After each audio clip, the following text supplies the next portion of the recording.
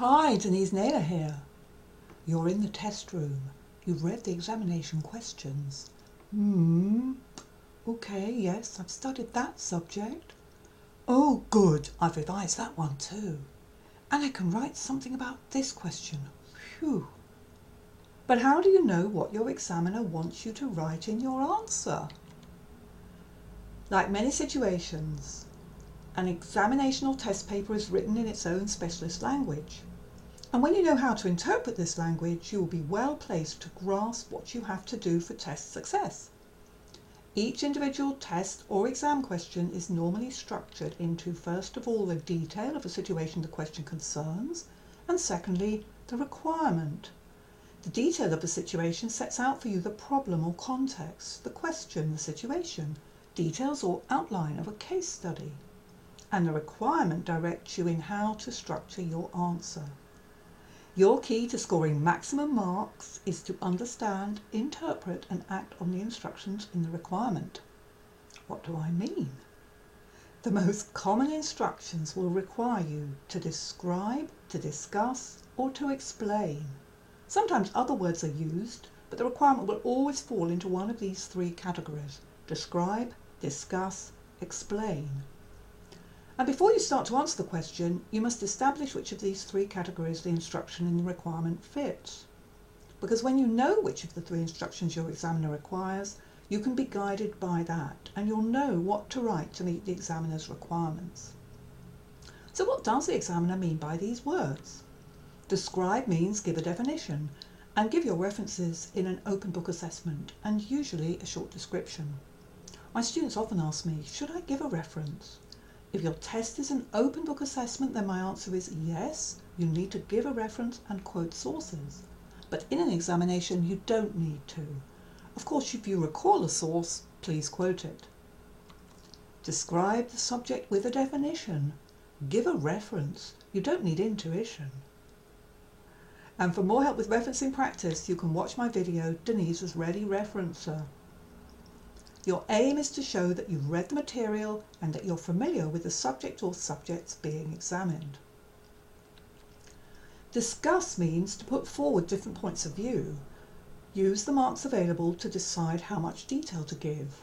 For a requirement that's worth up to 10 marks, you'll normally be expected to present the opinions of 2 different academics. Another effective way to answer a discuss requirement is to structure your answer as advantages and disadvantages if the subject matter is suitable.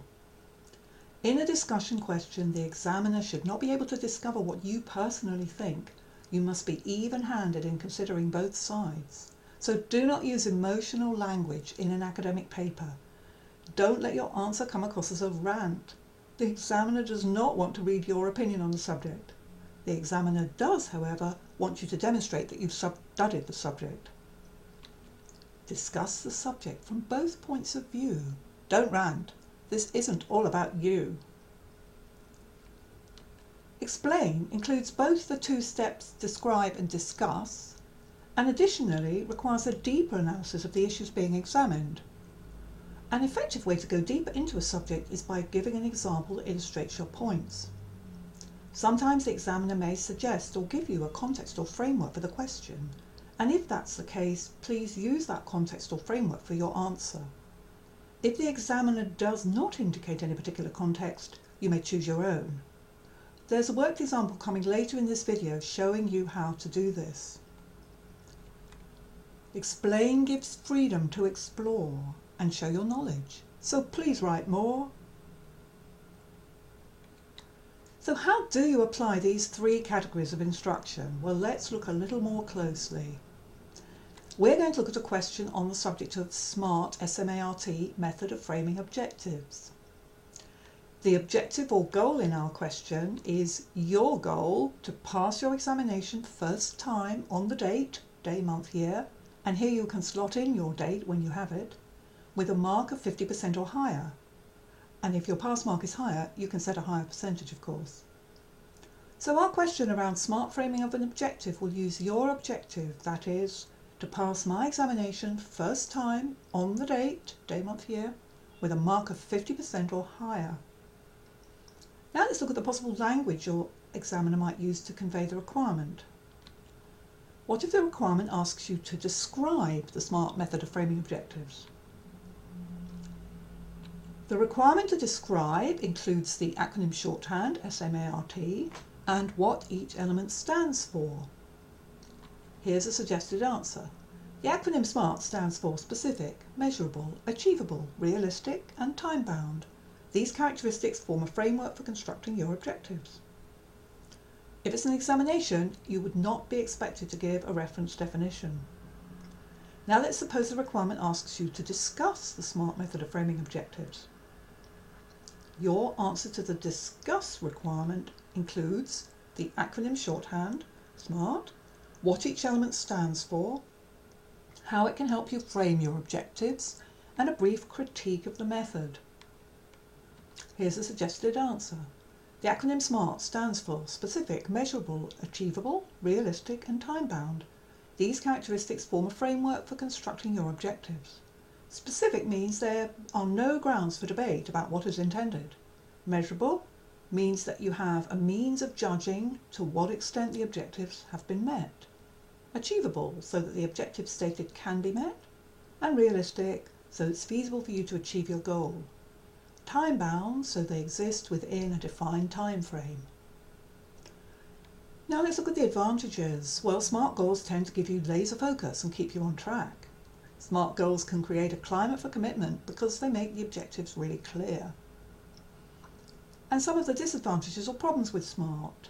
Well, SMART doesn't work well for long-term goals if circumstances change further down the line. And SMART can turn into a yearly tick-box exercise, so it doesn't really help in that situation.